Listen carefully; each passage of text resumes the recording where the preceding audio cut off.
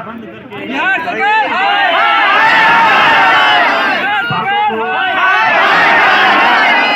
Department हाय department हाय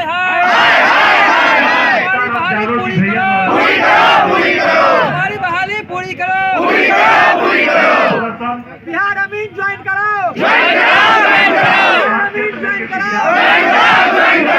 department हाय department हाय आंदोलन तो हम बिहारियों में बिहार सरकार मुर्दाबाद मुर्दाबाद मुर्दाबाद के लिए बिहार सरकार नमस्कार, मैं नाम मनीष, आप देखा कर 24। आए दिन धरना सिलसिला जारी रहता है, कभी शिक्षकों का तो कभी कुछ का। आज देख रहे हैं धरना स्थल पे अमीन लोगों का धरना जारी है।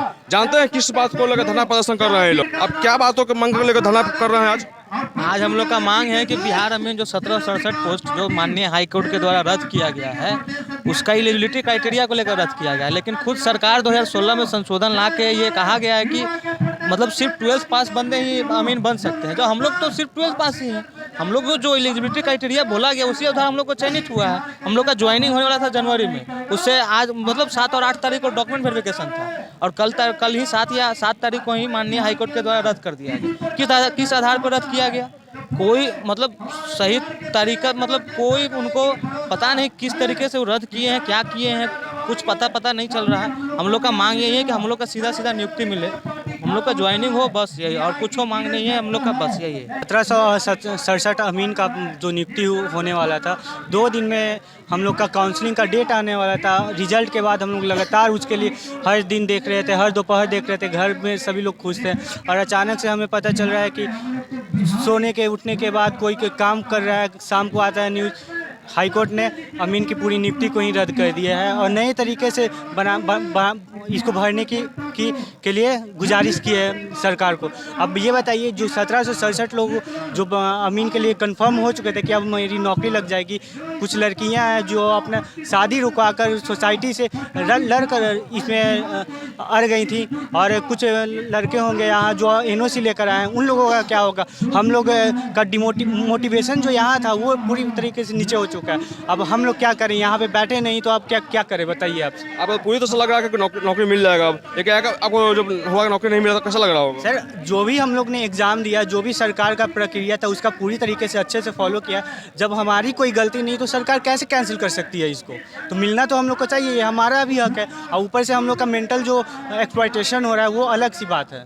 हमें बोलना है कि हमारे साथ धोखा हुआ है। LRC वालों को हम नहीं चाह रहे उनके साथ कुछ भी मतलब झगड़ा बगड़ा नहीं करना चाह रहे। हम चाह रहे हैं कि शांतिपूर्वक जाए, वो हमारा साथ दे, वो आगे बढ़े, हम पीछे से रहे उनके सपोर्ट में। वो जाए, कोर्ट जाए, उस केस को खुलवाए और हमारे वो जो भी है जो केस हुआ है उसमें वो अपना पक्ष अच्छे से रखे, सही से रखे। साथ में हम लोग हैं, हमें ज्वाइनिंग दिलवाए, बस। हमारी गलती नहीं है कि हमें आप सबसे मतलब एक गेम जानते हो आप, गेम अगर कभी कबड्डी खेलते हो तो क्या होता है कि कबड्डी में 8-9 प्लेयर फेल हो गए, उसके बाद फिर रूल तो चेंज नहीं होता है ना। या तो गेम के पहले रूल चेंज होगा या गेम खत्म होने के बाद नेक्स्ट गेम में रूल चेंज हो सकता है। बीच में कभी भी रूल चेंज कब ये मालूम चला कि हम आपको हटा दिया गया नौकरी?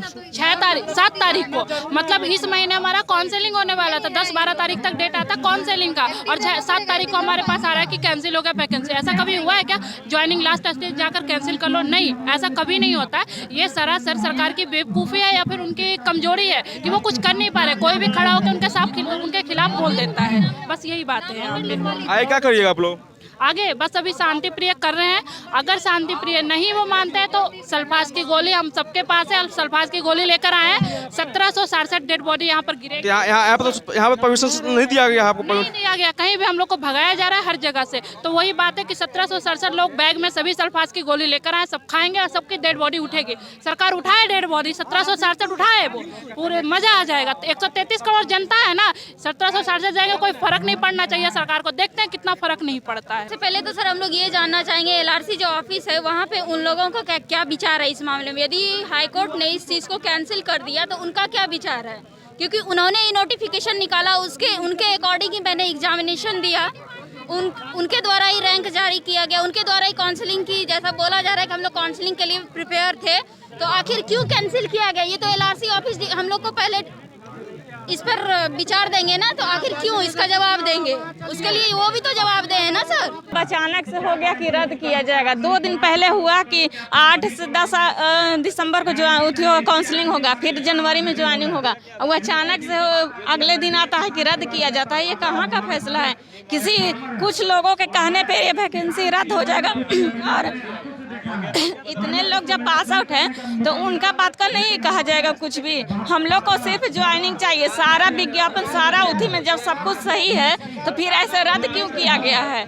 जब लिखा हुआ था कि इसमें 12th वाला भी भर सकता है और जिसका अमीन का डिग्री है उसका वेटेज दिया गया था 1 साल का 5 नंबर करके, तो फिर उन लोग का तो हो ही गया। फिर भी ऐसा क्यों किया गया है कि 12th वाला को हटा दिया जाए? विज्ञापन रद्द है, सब कुछ गलत है।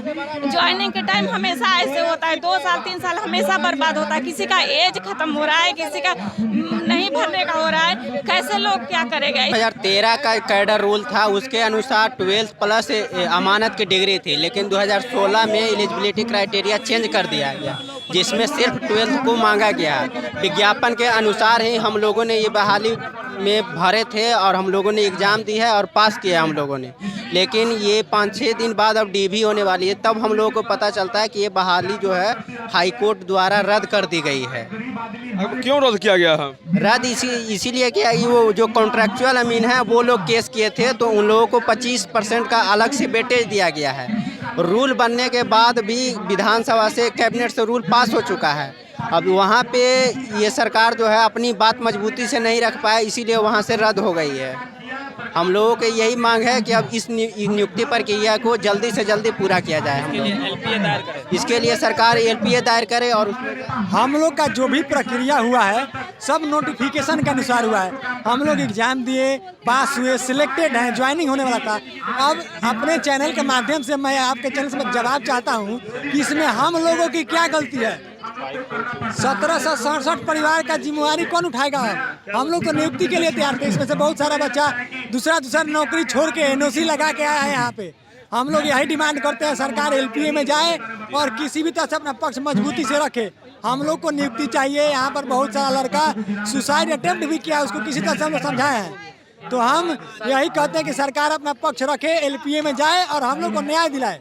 अगर आपने अभी तक हमारे चैनल को सब्सक्राइब नहीं किया है तो तमाम और बड़ी खबरों के लिए हमारे चैनल को सब्सक्राइब करें और देखते रहे आंखें न्यूज़ 24, नजर हर खबर पर। क्या आप पत्रकारिता के क्षेत्र में अपना कैरियर बनाना चाहते हैं? तो आज ही Royal Ashoka Institute of Mass Communication and Journalism में अपनी जगह सुनिश्चित करें। आर्यभट्ट ज्ञान विश्वविद्यालय पटना से मान्यता प्राप्त 100% प्लेसमेंट के साथ royal Ashoka Institute of Mass Communication and journalism नामांकन जारी है। हमारा पता है DS/16 गायत्री मंदिर के समीप, कंकड़ बाग, पटना 8,20,000। आप हमें संपर्क भी कर सकते हैं। हमारा मोबाइल नंबर है 9955456126।